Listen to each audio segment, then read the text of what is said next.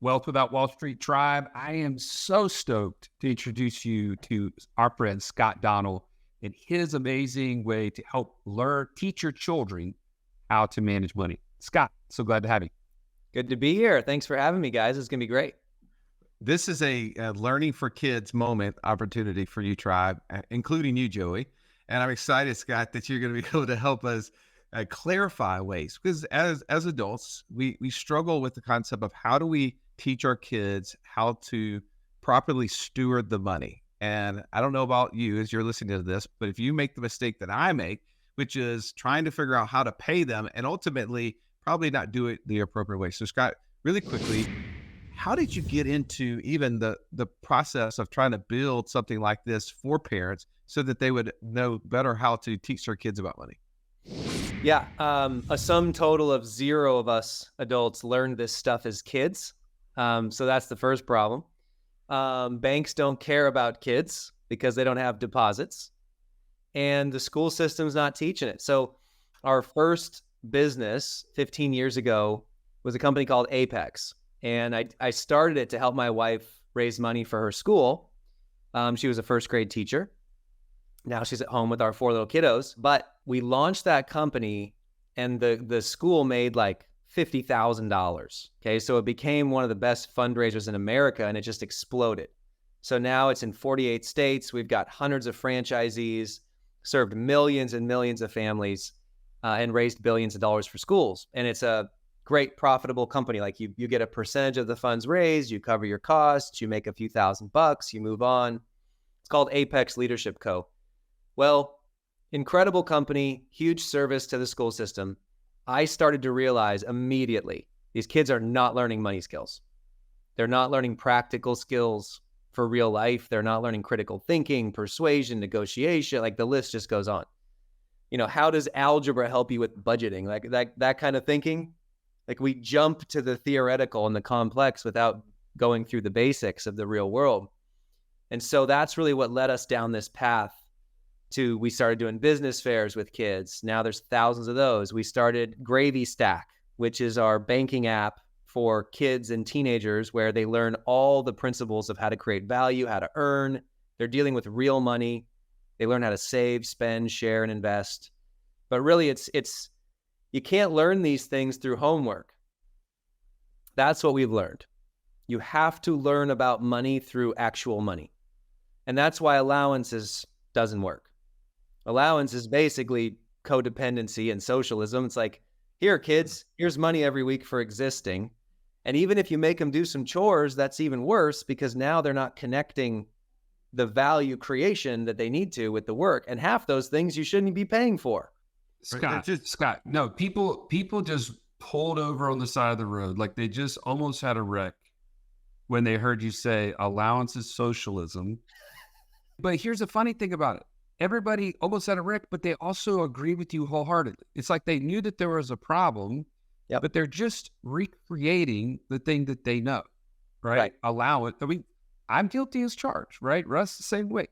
And that's how I was, this is what you do with your kids. You just give them an allowance because they're doing certain tasks around the house. But to your point, like, so talk more about some of those other problems that you see.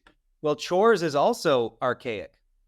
So the other side of the coin is, okay, some people they give an allowance because at least they want their kids to like learn to spend or save or whatever. Your kids don't need to learn how to spend your money. They'll never become generous. They'll never become investors. They'll never budget wisely if it's just your money. They'll just spend it or they'll hoard it. The other side of the coin is the chores coin. Every family has conflict over chores. They're constantly reminding the kids. They're having to take them through it a bunch of times. The kids forget. They still get paid. But then the worst is when parents say, well, my kids are the good kids. They just do all the chores like they're told. We don't pay them anything. Well, then how are your kids learning about money? You are paying for everything in their life. So now they're not even dealing in it. That's the problem. And then the worst is also parents really don't have a system here because, here's what I've seen. Most parents, they do allowance or they don't do allowance and just make the kids do chores. And then they try to do some sort of a lemonade stand, or they'll do a one-off business here and there, like go sell this, go to like a one-off, but it's not systematic. And then they get them a bank account when they hit puberty. And they think that they've done the job, or they don't know any better. So they're like, I guess this is the best we've done. You've hit about 1% of what is required for kids to launch into the world with success.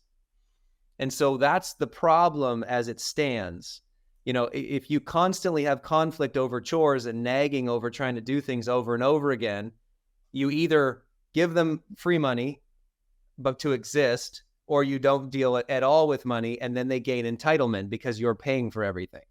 And entitlement and victimhood and spoiling, that's the worst plague. No, nothing's worse than like an entitled kid that grows up to be an adult that blames everybody else whenever something goes wrong. It's my parents' fault. It's the government's fault. It's my employer's fault.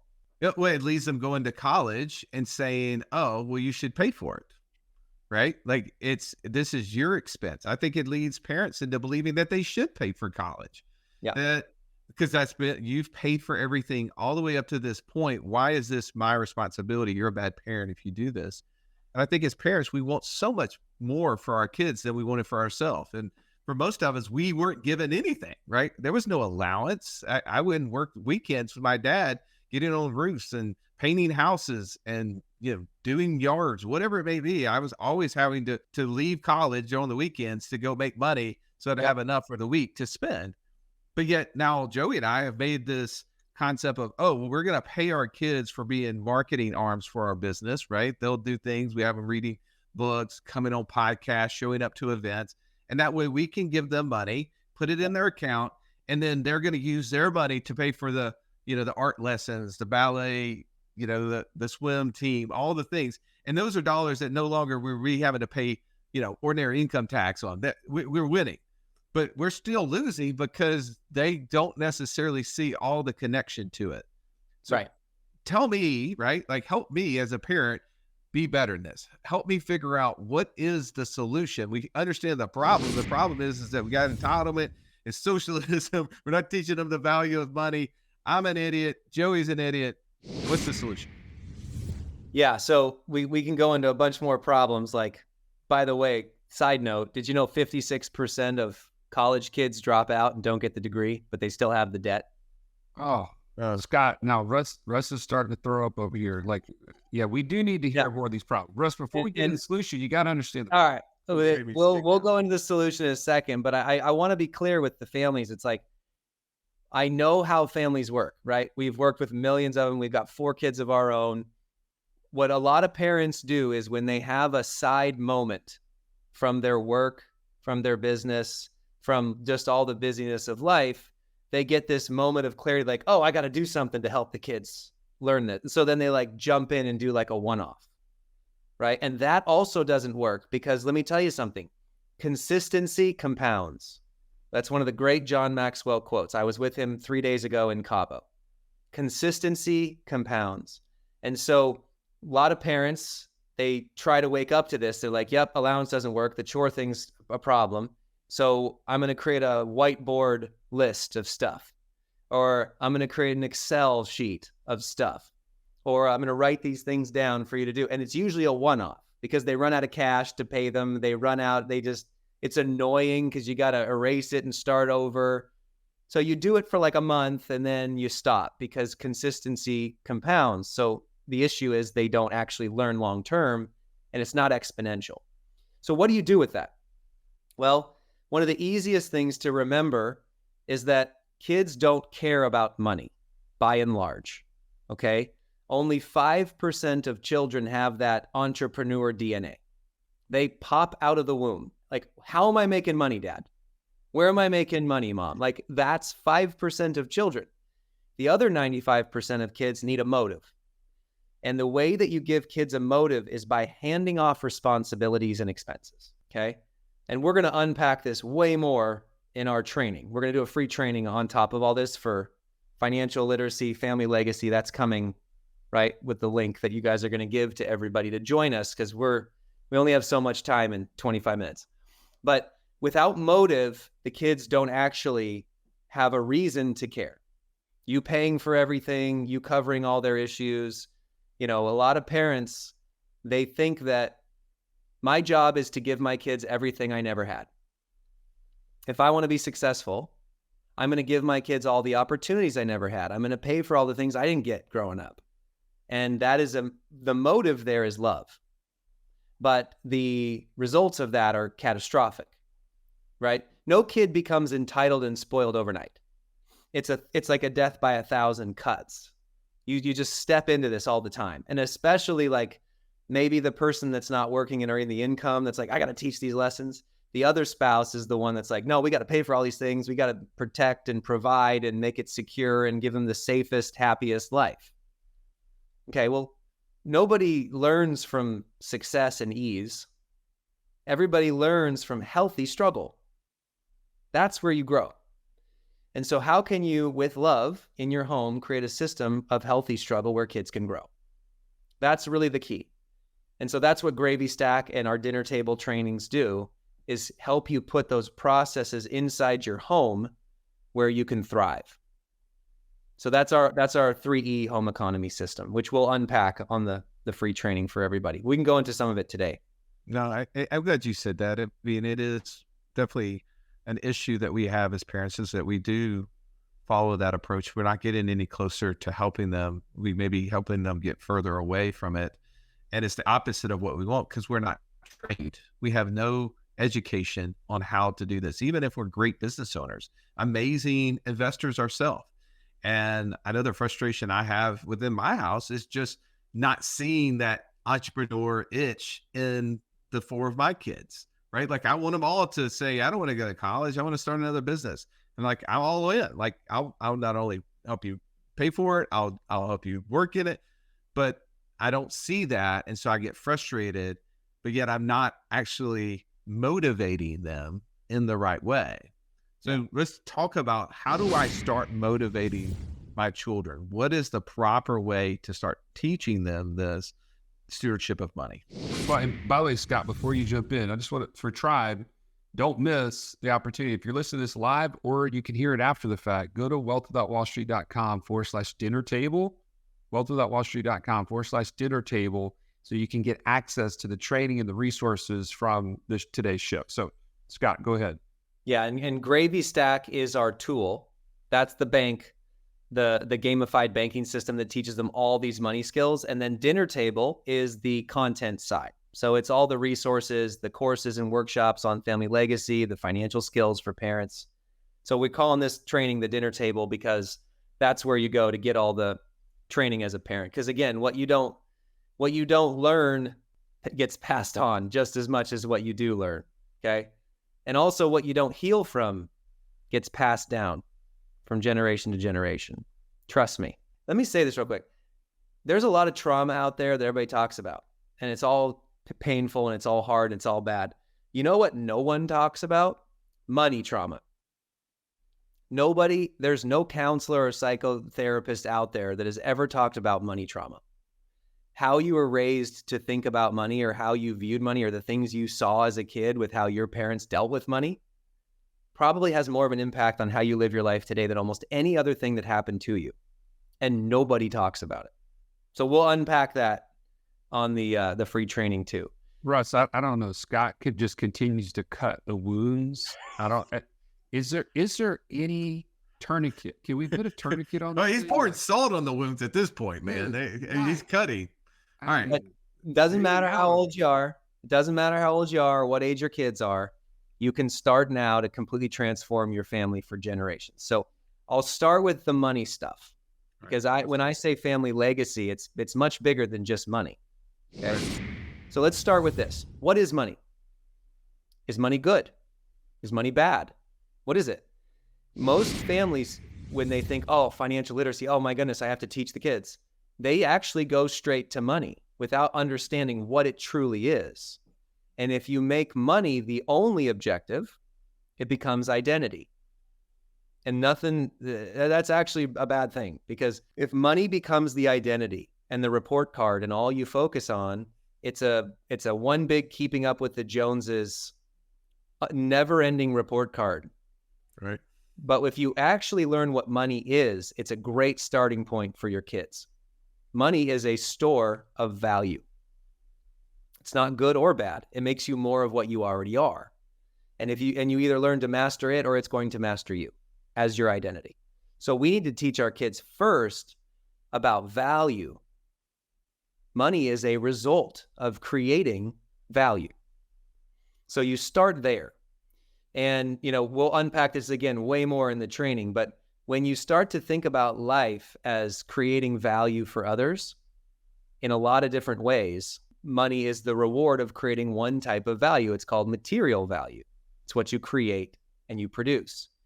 So Russ, you mentioned this thing about you want your kids to all become entrepreneurs like you, right, because of the freedom it's gained you, right?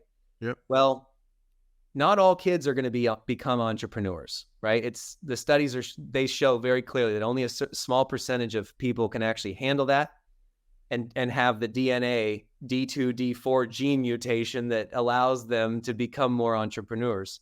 However, every teenager, every kid, every college kid or young adult, they need to learn to become entrepreneurial. There's a big difference between entrepreneur and entrepreneurial. If you have an entrepreneurial mindset, you are finding problems wherever you go to solve. You are creating value for everyone around you all the time. You are finding wants and needs and getting them to other people. And that's not just a money thing. That's what makes for great family members. That's what makes for great friends. That's the person who gets the job or the raise or the promotion. Right? That's the captain of the sports team. You see what I'm saying here? So that's why we have to take a step back from money and we talk about value creation. I wish that capitalism was not called capitalism. I wish it was called value creatism, because that's truly what it is at the end of the day. The French were the people that called it capitalism. It was like a slap across the face to us. They're the ones that named it. And so now people think of capitalism. Some people love it, like us. Other people think it's a stain. It's a negative. If you call it value creatism, which is what it actually is, it's a bunch of people serving their fellow humans and creating value, solving problems, getting them wants and needs. So the first step in the home is, how do we train our children to learn to create all these different types of value everywhere they go? Okay? That's step one. Before you even talk about money, money is the result of value. So we train children, right? Do not connect money to time and effort. So many kids, they think allowance is how I get money. Hourly wage is how I get money. I turned a year older. I got money on my birthday or Christmas. So many times that's how, look at the last time your kids got money. Most people listening, you're gonna be like, wow, yeah, the last 10 times they got money, it was just for existing. We have to detach money, right, from time and effort.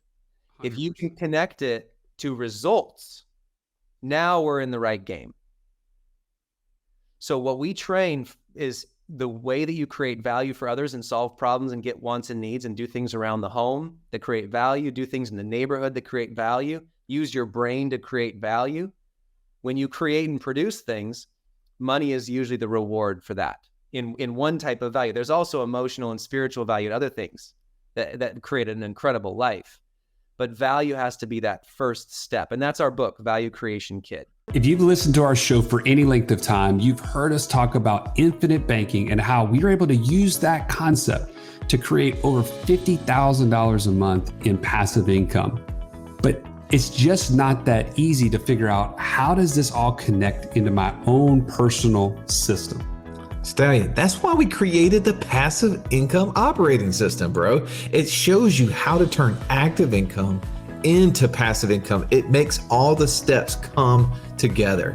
If you would like to get access to it as a podcast listener, we've never given this away in public before, go to what'swhatwallstreet.com/PIOS. There was nothing worse than walking into class when you're in school and the teacher saying, "Pop quiz day." Why? Because you were unprepared. Are you unprepared though for financial freedom? Don't be. Find out how close you are by taking our 30-second quiz at wealthwithoutwallstreet.com/quiz. When you're teaching your kids about value, obviously, I think the first question that comes up in my mind is, how do I assign a dollar figure to that value? What does that process look like? because doing different things that create value have different levels, right? Like if my kid wanted to pressure wash my driveway, there's a cost to doing that, right? And I know if I were to do that or go pay someone to do that, there's a cost, and I would pay them. If my son decided he wanted to go out, buy a pressure washer and go do that for my driveway, be like, oh, that's super cool. There's a price to that. How do we do that? How do we create appropriate value? Or is it just having them see that there's value is important and the dollar figure that goes with it is not necessarily as important? I think having money attached is very important, for sure. So when they create value around the home, around the neighborhood, there's a dollar amount rewarded for it. And those are our gigs, which I'm guessing we're getting into next in Gravy Stack. But you have to attach that dollar value. What we train parents is, hey, if your kids are in charge of expenses in their life, if you're passing off things to them, which is what we train, the 3E home economy, expectations, expenses, extra pay opportunities, you're going to want to pay them a dollar value that's good, right? We have thousands of families in Gravy Stack right now that these kids are earning hundreds of dollars a month, at least, because the parents have now given them expenses in the home worth hundreds of dollars that they were paying for before, and now the kids are in charge of. If you make that one switch, your kids learn a ton. They learn budgeting. They learn price of goods, which is value of goods. They learn trade-offs between goods. All these are critical skills that almost no kids really learn at home. They also learn delayed gratification, goal setting, how to auto-split your funds for saving and investing and sharing first and then spending the rest after you've done the right things.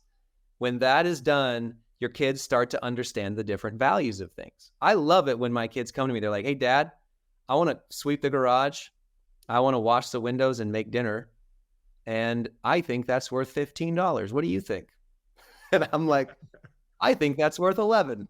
And they're like, 13. So it's like, I imagine a world where your children come to you with things that they want to do around your house to create value, to pay for the things that you used to pay for. So let's differentiate then between those items and chores, because I heard you saying that earlier, is that there is a difference maker there. How do I know what is a chore? What is something that they participate in as a family member as compared to things that they're creating value? Because I mean, there's value in them washing the dishes, but also they're the ones that use the dishes. I think they should do it. How else would you make that differentiation? Yeah, so let me just briefly walk you through the 3 E's, okay? So the first E in the home economy is expectations. These are the things that are your role in the family. You do not get paid for these things. This is just part of being a Donnell, which is our last name, right? If you want to carry our last name and keep it, you're going to do these things in the home, and we don't pay for those. You should never pay your kids for making their bed, cleaning their room, getting dressed in the morning, doing their homework, dishes and trash. You named a couple more of usually the expectations. And then once you've set the ground rules, everything else is free game. But don't forget the second E, which is expenses. Expenses are the categories of things that most parents just pay for without thinking about it for their children, without realizing that if their kids were responsible for being in charge of them, they would learn a whole lot more and be a whole lot more helpful around the house. So you pass off expenses. I'll give you a good example. Social outings for teenagers. That's a big one. Toys, games, your first phone, whatever the age is, that's a whole nother conversation. The first time they get technology or whatever it would be, make them make all the money for every single dollar of it, and they will treat it like a prized possession for many years. It'll be in mint condition. They will be responsible with it, okay? Most parents just buy that. By the way, I think a great tip just for everyone listening, if you have young kids and you're trying to figure out when to get them their first phone, start with an Apple Watch. Start with something where they can't scroll online and look through a bunch of social and games, but they can still communicate with you. Start there if you're trying to figure out what's the appropriate age. That's just a side note. But make them pay for every dollar of that, right? I just had a parent make their kid pay for the cavity they got out of their spend jar. Oh, that really digs into the sugar drinks and the candy. That kid has been flossing and brushing his teeth twice a day without being told for like a month. So the So more that good. we give our kids expenses to be in charge of and hold the boundaries of it, now you have an answer whenever they ask you for stuff because you're doing the gigs, which is the extra pay opportunities. And we have 100 of them inside a gravy stack that you just automatically, they repeat, they're auto set. You set it once and forget it. And now they know exactly where to go at all times to add value to the family, to earn the money they need to earn to cover the things that they're in charge of. This is how you raise future adults. We're not trying to raise kids. We're trying to raise future adults. So you have to match the environment of the real world. It's just that no parent has really ever had an easy way to do that. And Gravy Stack makes it very simple. The banking's hooked up. Their accounts are all there. Every dollar they make auto splits between save, spend, and share. And then they have an unlimited opportunity of gigs. The thing you mentioned was what we like to call the brain gigs. Right, Russ? So you start with action gigs, which some people can kind of relate to some chores. But there's so many more things that our kids can do around the house to help us and learn and grow that I'm happy to pay a few bucks for. So brain gigs are like, why not have your child read a really powerful article on mindset or investing and then talk about it? Have them tell you what are the 3 things that they learned and they're going to apply to their life right now. And that's a gig. They added value. So when a mom is really interested in their daughter learning different things about going off to college and what the experiences of that might entail, and there's a podcast she hears and she really wants said daughter to listen to podcasts. By the way, this is all in a hypothetical sense. Hypothetically speaking. And they ask that daughter over and over and over again, have you listened to it? The answer is no, no, and no. Had there been a dollar figure assigned to that, that would have been a gig. Hypothetically, that thing might get listened to. Is that what you're saying? Especially if said daughter had a sporting equipment she needed to buy. Exactly. Especially if she had gas she was in charge of driving her car plus insurance and probably half the car. For the last 5 years, every dollar she saved, you match it for her first car. Once they see, oh, I need to plan ahead. I got hundreds of dollars of things I'm in charge of buying. If I want to get them, I got to do some gigs. I got to create value. Yep, you better believe she's going to listen to that podcast. So we talk about this in our show, Smart Money Parenting. It's just quick 15-minute tidbits for families. My buddy Chad and I run it. It's on Apple Podcasts or anywhere you listen to them. But we hit these topics all the time. We actually have kids. There's a gig that we have in the app about the ROI of college. We want kids to research the ROI of college. We want them to understand what different degrees, what revenue or income can you make. I guarantee you that no teacher in America is ever telling kids how much they make. We need to stop talking about degrees and start talking about skills. What do you want to do when you grow up? I hate that question because most kids have no clue and they don't even know more than 3 different careers. What we need to ask them is what lights them up. What lights your kids up? Where do they get flow time? Where do they get fired up? And not just hobbies. Hobbies don't add value necessarily to others. They can add value to yourself, which is great. But what things that light them up that add value to other people around them? You know, we have a game inside a Gravy Stack where kids actually go through hundreds of different jobs around the world and what they make. And then they live in the game, they live off of a monthly budget of the real income.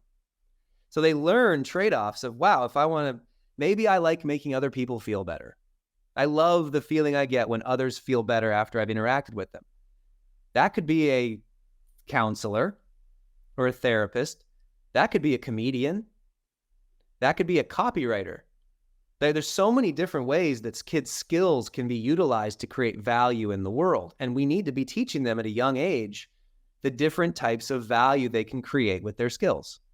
Now, Scott, does it outline for them how old you have to be in order to become one of those jobs? Like, just the other day, my 9-year-old was asking me, how old do you have to be a chameleon? And I said, to be honest, I don't know. But if you mean you want to make people laugh, you can do that at any age. So just curious if your app covers that, because that was a real question the other day. in my household. Yeah. I think she meant comedian, but yes. That's why we need to train children that you can't change who you are. Hey man, I'm relating with your daughter on words. You know, there's a word that I tried to spit out a second ago. I get a little tongue tied myself, right? Like it 100%. happens sometimes, you know. Not everybody's laughing with us. I love it. I love it. The right people laugh. Yes.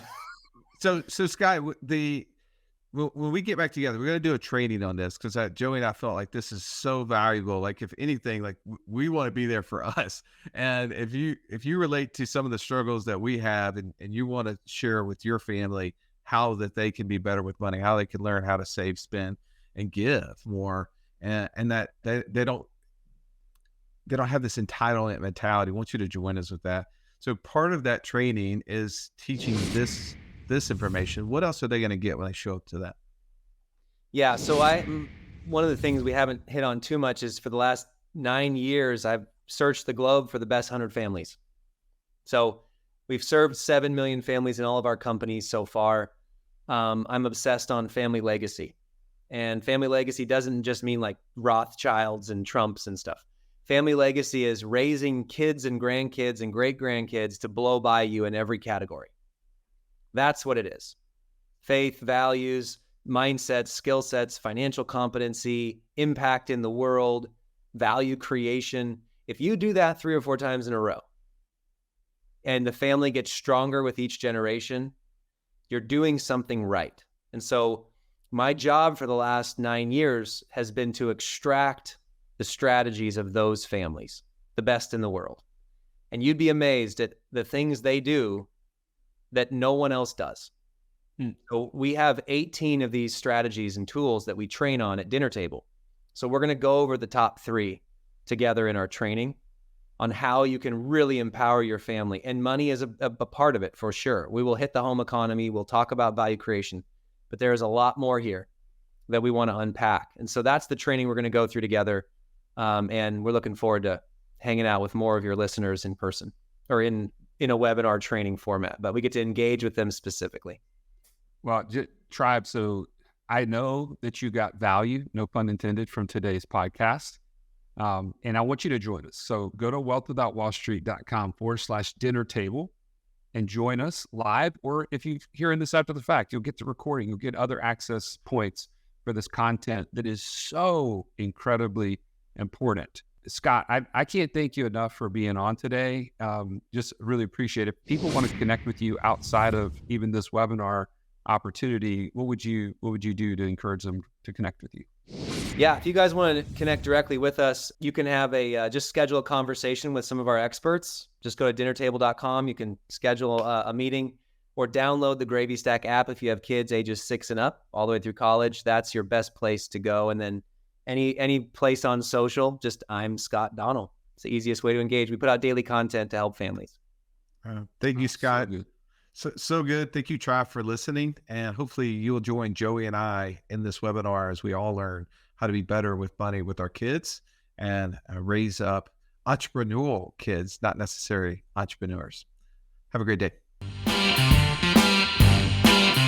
This has been the Wealth Without Wall Street podcast. Don't forget to subscribe to the show to break free of the Wall Street mindset and begin building wealth on your own terms in places you understand so that your wealth will never run dry. See you next episode.